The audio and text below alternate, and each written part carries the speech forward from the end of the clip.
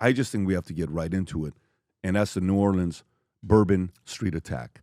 At least 10 dead, 30 injured after driver plows into New Year's revelers on Bourbon Street in New Orleans. Rob, is it 10 or is it 11 now? Can you it's 15.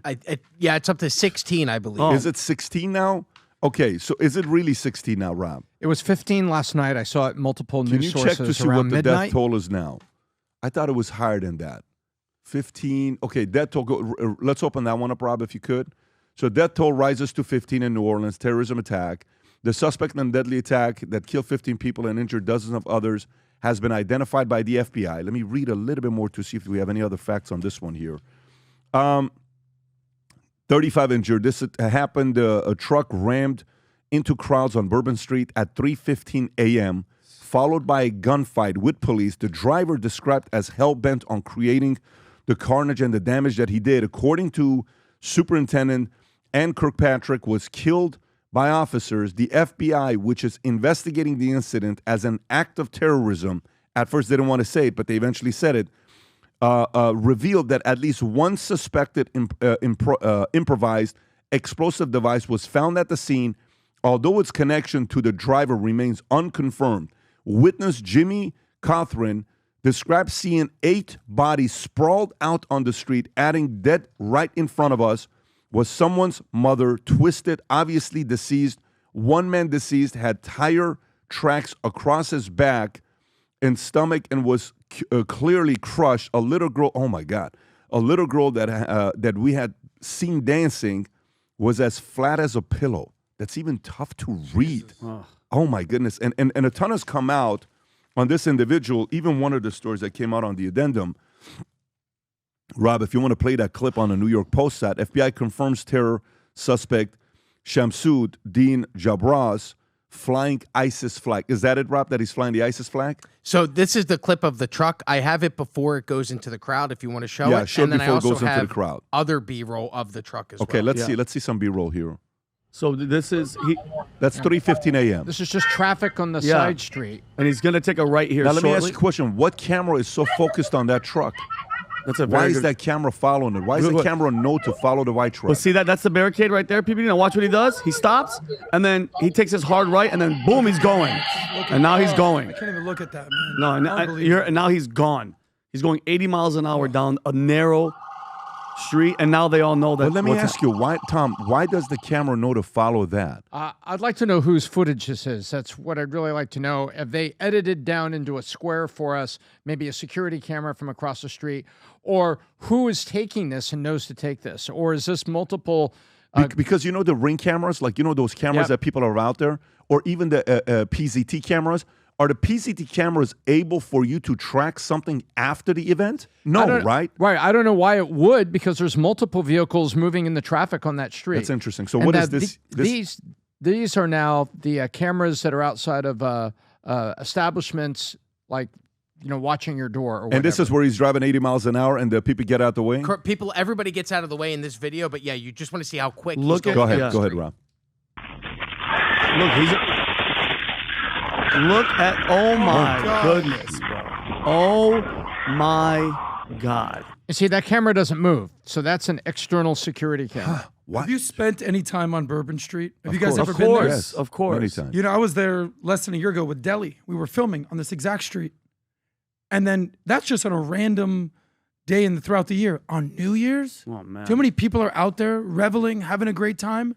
And this is what comes out of absolute nowhere. And by the way, more people would have been killed further down the street, and nobody's pointing out. He struck a construction bucket loader.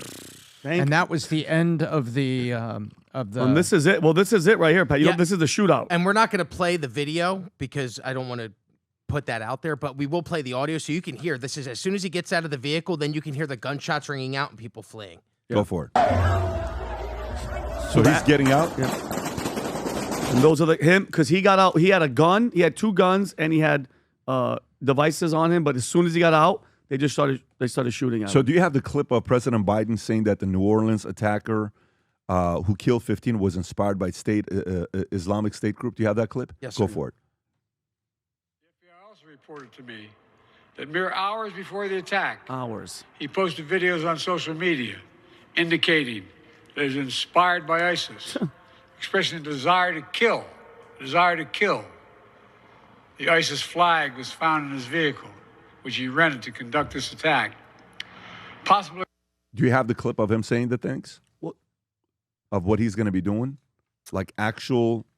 I don't know if they let them post that. I've not seen that. I've seen multiple news sources talking about it, but I could not find the clip. The only video that they have released is the video of him talking about being a realtor. But this is years ago. Yes, this is 2021. And this, by the way, this guy was a former vet. I think he was stationed at the 82nd, if I'm not mistaken. And if you want to play the clip, go for it. He's served in Afghanistan. I'm Shamsud-Din, Jabbar, property manager with Blue Metal Properties and team lead at the Midas Group at Core Realty. I just want to say hello and let you know a little bit about me. So I'm born and raised in Beaumont, Texas, and now live in Houston.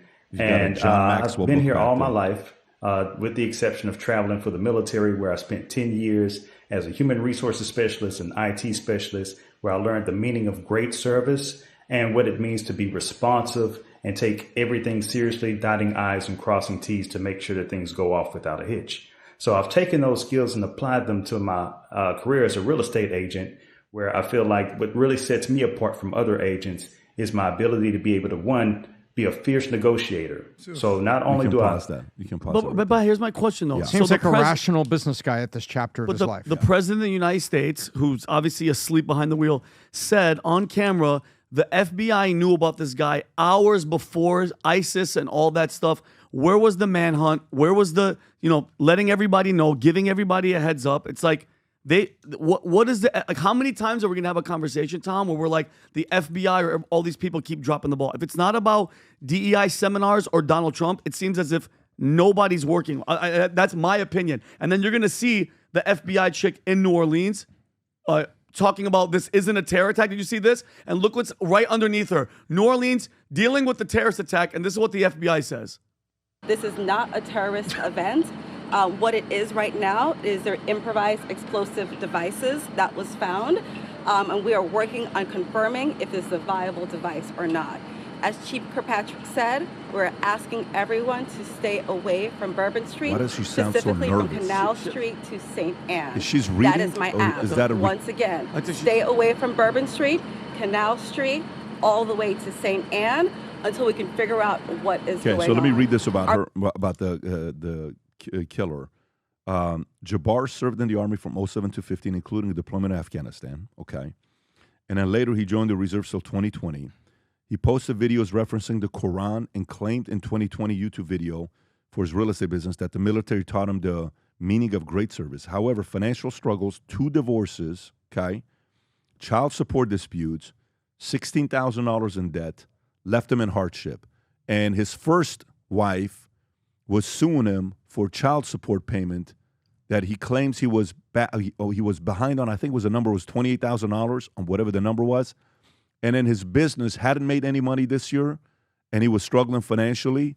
But what I'm trying to find out is, how recent is this picture, Rob? Do we know? Because I saw this picture everywhere. I think that's his passport picture. It doesn't say here in this photo. I'm pretty sure it's his passport. Well, Tom, what else do we know about this story? This is a more recent photo. That what you just said is what I saw. And so at the same time where we had talked about that, you and I wanted the story 2 weeks ago, we want to know what happened in those missing 90 days for the gentleman that shot the CEO of United Healthcare, that there was this missing 90 days. What was going on in there? Right. Who was in his ear? What was happening? The same thing. I've read exactly what you read. And so I've made a little timeline of it. And so for the last 6 months, it appears that it's been high stress. He was in court on the child support hearing, like, where's the money? What's going on? The divorces were there. There was an alleged email that was circulated, I believe, by law enforcement that said that he sent to his ex-wife, look, I got to sell this house or I got to do this because, you got to be reasonable. So he was under great mental stress for the last 6 months should we say mental stress, financial stress. And did that lead him? So when people are under great financial stress and they feel hopelessness, sometimes they go off and commit suicide because life is so hopeless and everything that's going on. And did he get caught up with some people that got in his ear and were able to manipulate him, and to the point that he admires ISIS, and basically what he did this night was commit suicide.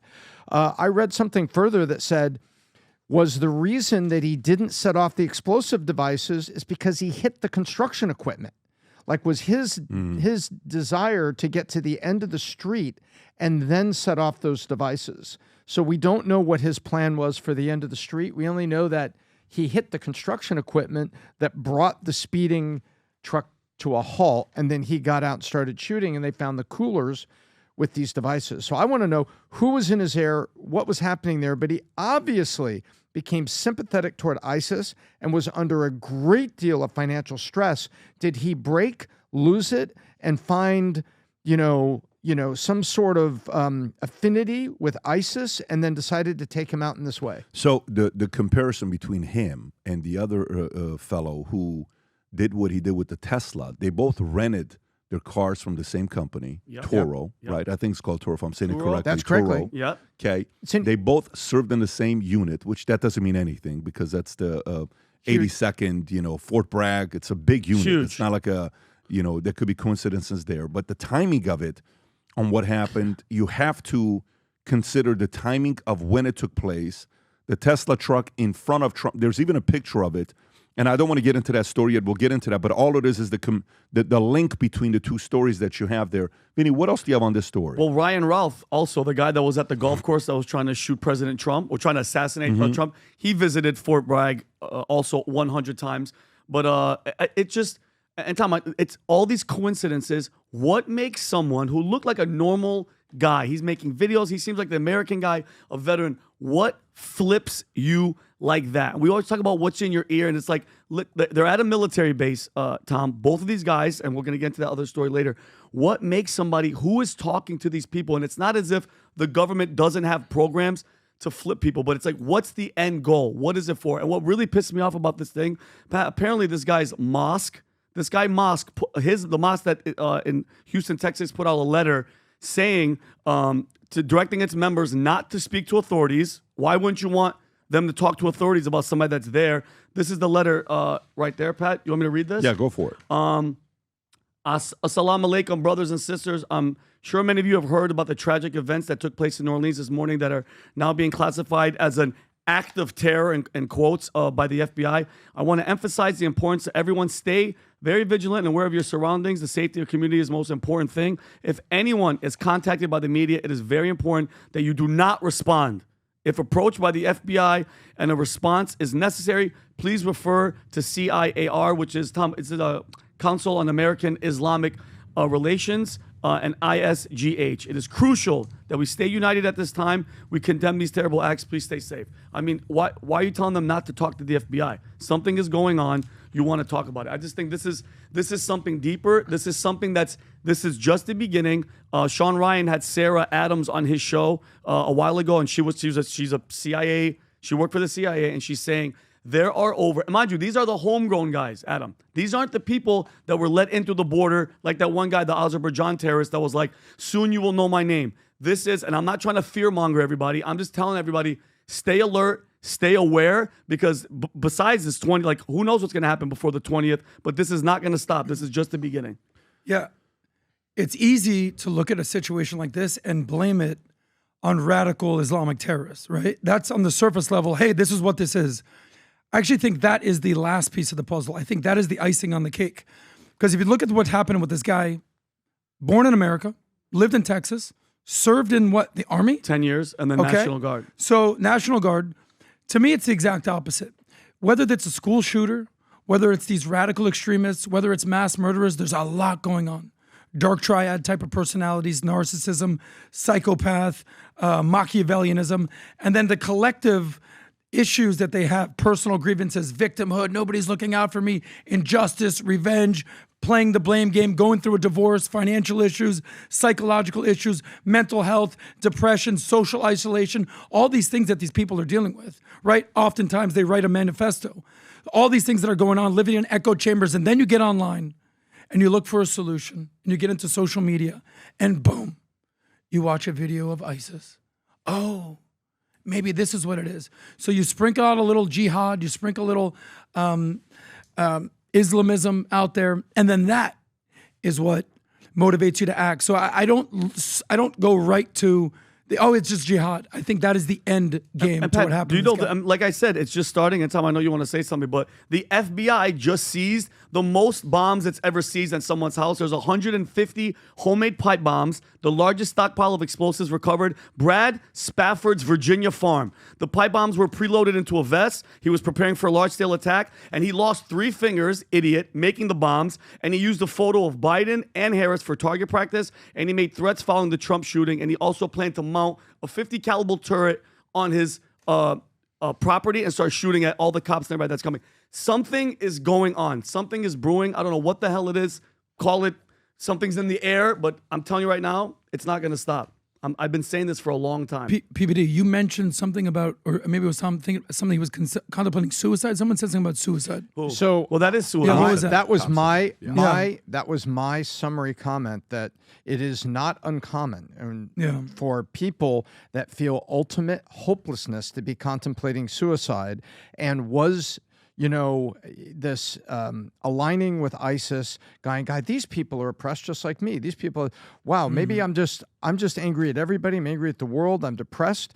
2 divorces, all the stuff we've talked about that you're facing under that precious, under that pressure, he broke and thought ISIS is the way out. And then goes speeding down the street. Basically, he committed suicide. Yeah, what I'm wondering is, and I'm not making any sort of mockery of this, is I wish he would have just committed suicide. No, yeah. Well, so these people that feel the need to take out innocent people, whether it's Sandy Hook killing kids, whether it's going to school, Parkland, the Pulse nightclub, all these things. So you take out innocent people as if that's the solution. And they it's feel so like, disgusting. It's so dark. It's so I feel evil. like the suicide is also a statement. We've seen that in some of the writings of some of the I wish that shooters. was the statement he made. There's people celebrating New Year's, we don't living know. their best life, and on the side of a street. We don't know. The search of his house and everything shows that he was destitute.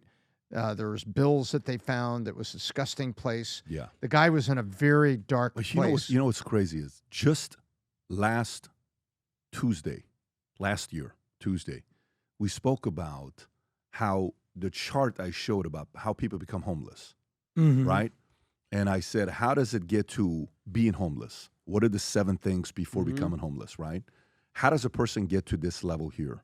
What are the 7 steps prior to you getting to this point, right? Been in business for a long time. We get a lot of weird calls. When you're paying out life insurance policies, you find out what the cause of death was. Heart attack, stroke, accident, suicide. We had multiple stories of agents that would come back and you would hear stories. Hey, suicide. What caused it? What caused somebody to get to a point like this? And in many cases, there are signs to look at and say, wow, this guy was really going through it. And in those moments, these guys sometimes have nobody to talk about. They think, and then if somebody gets a hold of you in that moment and they give you encouragement and say, whatever ISIS may be put, because another person who was psychoanalyzing this saying that the methodology of what he did aligns very well with what ISIS teaches in their playbook. Because right now the ISIS playbook is built in a way that you don't have to go to where they are for them to train you. They have videos to teach you of how to do things like this. It's spreading like in a way that, and by the way, I don't want to fearmonger. When's the last time you heard an ISIS story? What do you mean? 4 years ago? Exactly. So what's the point here? So it happened still under whose reign? Biden's reign. This has been a rough last 30 days for Biden with everything that's going on legacy-wise, one after another after another. Vinny's got an announcement for you guys. A new product is out for all the angry patriots out there. Go ahead, Vinny. Well, we've been waiting for a while. We did a couple test runs, but boom, Angry Patriot, future looks bright on the side. And we got the American flag in black and white. And guys, this isn't like the normal, what are the ones that we have, Pat, that are like more golf? This is more of a flat brim. I mean, it still bends and it looks sick. And they're out. So if you want to rock the Angry Patriots, boom, Rob, link. American flag on the side, the future looks bright on the other side. On the side, nothing, the back is just regular, but it's like a 59.9. It's a sick hat. This will go fast, guys. So if you want an Angry Patriot hat, go place the order. If you love Vinny, place the order of the hat. Yahtzee. Okay. If you enjoyed this video, you want to watch more videos like this, click here. And if you want to watch the entire podcast, click here.